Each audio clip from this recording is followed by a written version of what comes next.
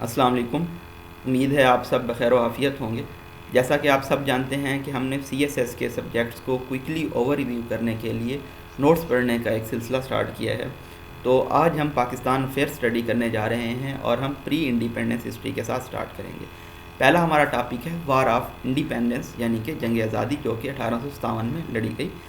10 مئی کو سٹارٹ ہوئی اور 8 جولائی تک یہ جنگ جاری رہی.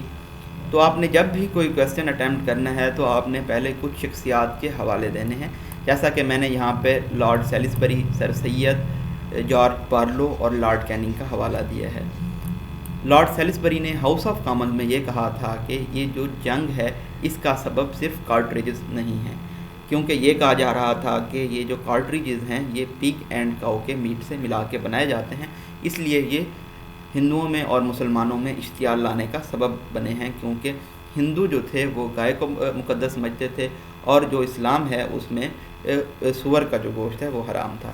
سر سید نے ایک کتاب لکھی کازز آف انڈین ریوالٹ، اس میں وجوہات بتائی گئی کیوں ریوالٹ ہوا. اسی طرح سے جارج بارلو نے کہا مدراس میں 1806 کے اندر کہ جو سولجرز ہیں انہوں نے ریوالٹ کیا تلک بین کے خلاف، یہ ہندو انسگنیا تھا.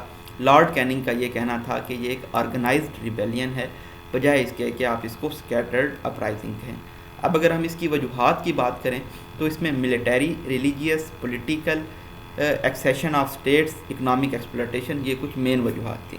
جب آپ کہیں کہ ملٹری کازز تو آپ نے یہ بتانا ہے کہ سیلری ڈیفرنس تھا جو یہاں پہ انڈینس تھے اور جو انگریز تھے ان کی سیلریز کے درمیان، اور اسی طرح سے ان کی جو ریلیجیس سینٹیمنٹس تھی وہ ان کو ابھارا گیا. لائک کہ آپ نے یہاں پہ کارٹریجز کی ایگزامپل دینی ہے، یہاں پہ تلک بین کی ایگزامپل دینی ہے، اور کرسچنیلٹی کو یعنی کہ عیسائیت کو پھیلاؤ دیا گیا، اور اینفیلڈ رائفل کا بھی آپ نے ذکر کرنا ہے جس میں کارٹریجز کا سارا کچھ آ جائے گا. ریلیجس اگر کاسز کی اگر ہم بات کریں تو ڈاکٹر پیفینڈر کی آپ نے بات کرنی ہے، میزان الحق، اٹیک آن اسلام، ای ایڈمنڈ، سکندرا فیمائن 1837 میں یہ ہوا تھا. یہ تمام حوالے یہاں پہ میں نے مینشن کیے ہیں. اگر آپ نے بک نہیں اسٹڈی کی ٹریک ٹو پاکستان یا کوئی اور بک تو آپ ان تمام چیزوں کو انڈرسٹینڈ نہیں کر سکیں گے. آلدو میں تھوڑا تھوڑا ایکسپلین کرتا جاؤں گا ساتھ، لیکن بک پڑھنا بہت ضروری ہے. پولیٹیکل کازز کیا تھے؟ بہت زیادہ میلائن ہسٹری تھی، کلچرل بہت زیادہ ڈیویشنز تھی.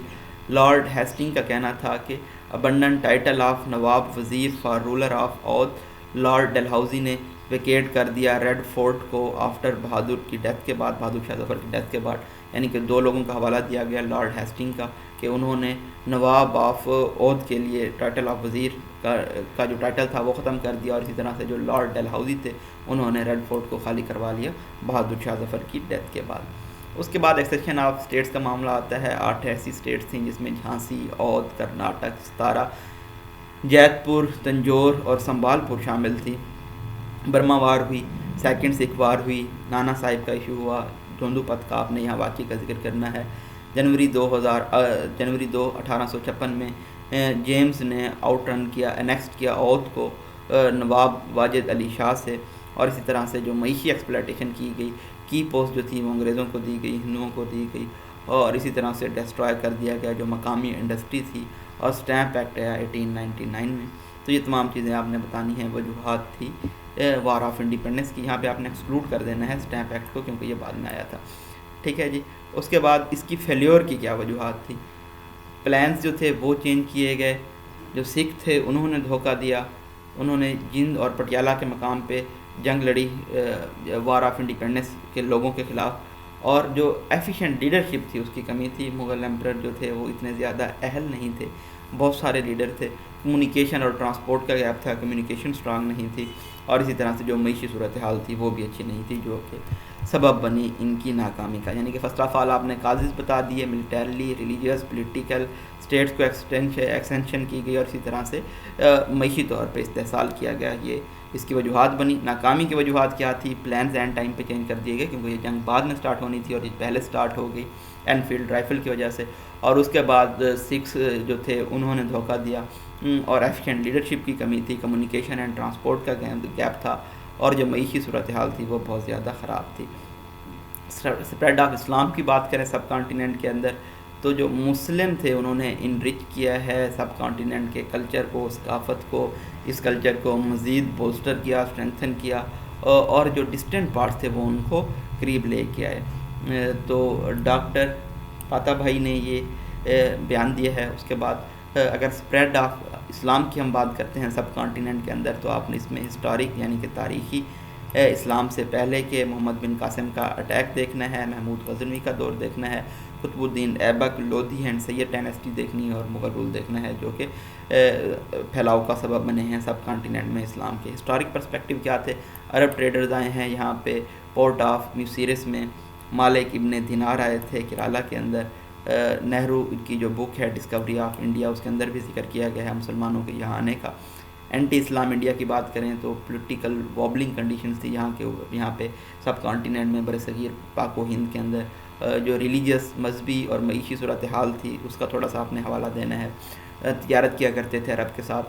ایکسپیڈیشنز انڈیا کی جانب آئی، اسامہ بن ابی آس آئے پہلے، پھر مغیرہ آئے، اور اس کے بعد راجہ چچ کا آپ نے ذکر کرنا ہے، مکران، دیبل، تھانہ، یہ سارے علاقے بھی آ جائیں گے یہاں پہ. 1711 میں ایک آرگنائزڈ اٹیک ہوا محمد بن قاسم کی جانب سے، جن کو حجاج بن یوسف نے بھیجا. قاضل اسماعیل آف چچ نامہ نے اپنی کتاب میں اس کا ذکر کیا ہے، اور فتح نامہ سندھ میں حجاج کا جو میسج دیا گیا کچھ وومن کی جانب سے، اس کے اوپر انہوں نے ایکٹ کیا اور محمد بن قاسم کو یہاں پہ بھیجا. لین پول نے لکھا ہے اپنی کتاب میں کہ یہ ٹریمف تھی جس کے کوئی ریزلٹس نہیں ہے، آپ اس کو کوپ ڈی گریس بھی کہہ سکتے ہیں. اس کے بعد محمد غزنوی 10th سینچری میں ہے. سبتگین اور راجہ پالا کی آپ لڑائی کے بارے میں بتائیں گے. کارا ہندز آئے، اور اس کے بعد 1010 سے لے کے 1187 تک 175 ایئرز ان کی ڈائنیسٹی رہی. اس کے بعد قطب الدین ایبک کا دور شروع ہوا 2006 میں دہلی کے اندر، اور اس کے بعد غوری آئے 1148 سے لے کے 1206 تک. 1206 سے لے کے 1556 تک سلیب ڈائنیسٹی رہی، یا جسے خلجی یا تغلق یا لودھی اور سید ڈائنیسٹی تمام لوگوں کی ڈائنیسٹی رہی. یعنی کہ آپ نے ایک سسٹمیٹیکلی بتا دیا. محمد بن قاسم ہے، اس کے بعد محمود غزنوی تھے، سبکتگین تھے، کارا ہندز تھے، اس کے بعد قطب الدین ایبک آئے دلی کے اندر، اور اس کے بعد غوری کی آپ نے بتانی ہے، اور اس کے بعد سلیب، خلجی، تغلق، لودھی، سید ڈائنیسٹی رہی. اینڈ دین مغل رول آتا ہے جہاں پہ سب سے زیادہ پراسپیرٹی ملی. 1526 سے لے کے 1857 تک ان کا دور حکومت رہا. لیکن جو مین تھے وہ پہلے 5 گریٹس مغل تھے، بابر، اکبر، ہمایوں، جہانگیر، شاہ جہان. انہوں نے قلعے بنائے، مسجدیں بنائیں، تاج محل بنایا گیا شاہ جہان کی جانب سے. تو اس طرح سے آپ نے اس کویسچن کو بھی کور کر لینا ہے. تو آج ہم نے بریفلی غالباً 8 منٹ کے اندر ہم نے وار آف انڈیپینڈنس اور spread of Islam in sub continent کو ڈسکس کر لیا ہے. تو پوائنٹس آپ کو اس لیے بتائے گئے ہیں کہ آپ نے صرف پوائنٹس اس لیے یاد رکھنے ہیں تاکہ آپ ان کو مزید ایکسٹینڈ کر سکیں. یہ پوائنٹس اکیلے ہی ایک پیج پہ اگر آ سکتے ہیں، تو اگر آپ ان کو دو لائنیں بھی اگر ان پوائنٹس کے آگے لکھیں تو آپ تقریباً ہر کویسچن کو تقریباً 6 to 7 8 پیجز تک لے کے جا سکتے ہیں. اپنی دعاؤں میں یاد رکھیے گا. تھینک یو سو مچ. اللہ حافظ.